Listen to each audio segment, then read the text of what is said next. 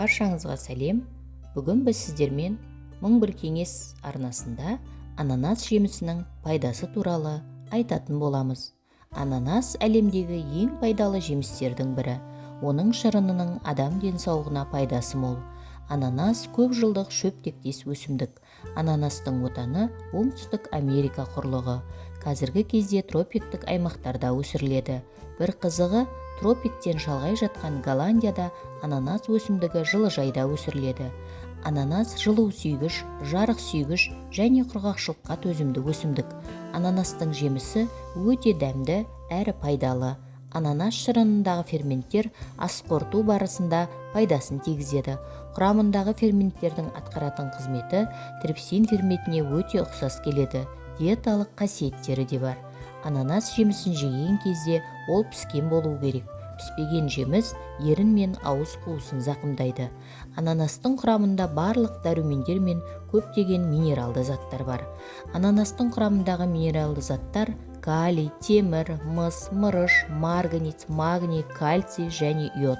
Ананас қан қысымын төмендетуге және қан тамырларының қызметін жақсартуға қызмет етеді. Ағзадағы ас қорыту жүйесінде ақаулар пайда болса, бір стакан ананас шырынын ішіп, аздаған мөлшерде жемістен жеген абзал. Ананас шырыны асқазан сөлінің белсенділігін арттырады. Егер етті тағам жеген болсаңыз, онда ананас шырынын ішіп, жемісін жеуді ұмытпаңыз. Ол еттің оңай қорытылуына көмектеседі.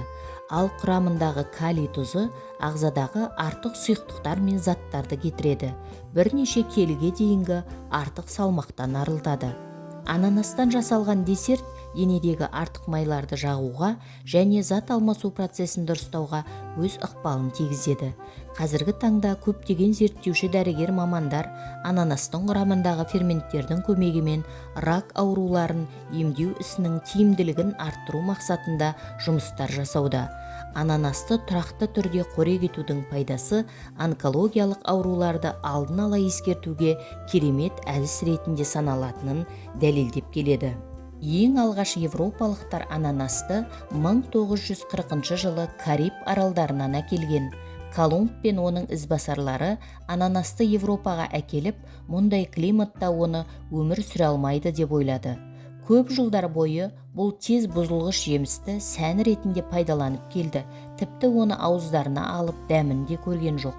Үй иесінің қандай бақуатты екенін көрсетіп, тек дастархан үстіне сән үшін қойып қоятын болған. Қазір ананас жер шарының барлық тропикалық өңірлерінде өсіріледі. Ананастың денсаулыққа қандай пайдасы бар? 100 грамм ананастың шамамен 80% дәруменге толы, әсіресе С дәрумені.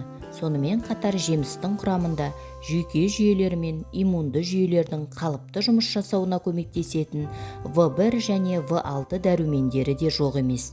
Ананастың құрамында мынадай пайдалы минералдар бар: кальций, калий, мыс, темір, магний, фосфор және марганец. Ананастың 100 граммында 50 килокалория бар.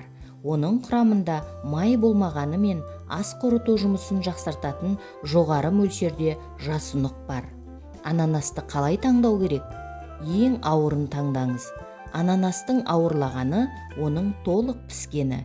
Кішкентай не үлкен ананасты бір-бірінен айыру оңай емес. Олардың иістері де, дәмдері де бірдей болады. Жұмсақ жеміс дәмін таңдаңыз.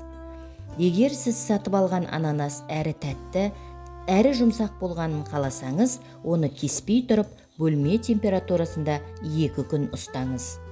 Ананастың пайдасына тоқталып өтейік. Ең әуелі иммунитетіңізді көтереді. Ананас шырынының құрамында дәрумендер мен органикалық қышқылдар өте көп. Олар ағзаның әлсіреуінен және түрлі аурулардан құтқарады. Көздің көруін жақсартады.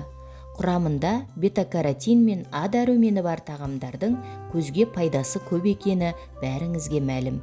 Тіпті қартайғанда да көру қабілетіңіз бұзылмайды. Ананас қызыл иек пен тісіңізді қатайтады. Буын ауруларына көмектеседі.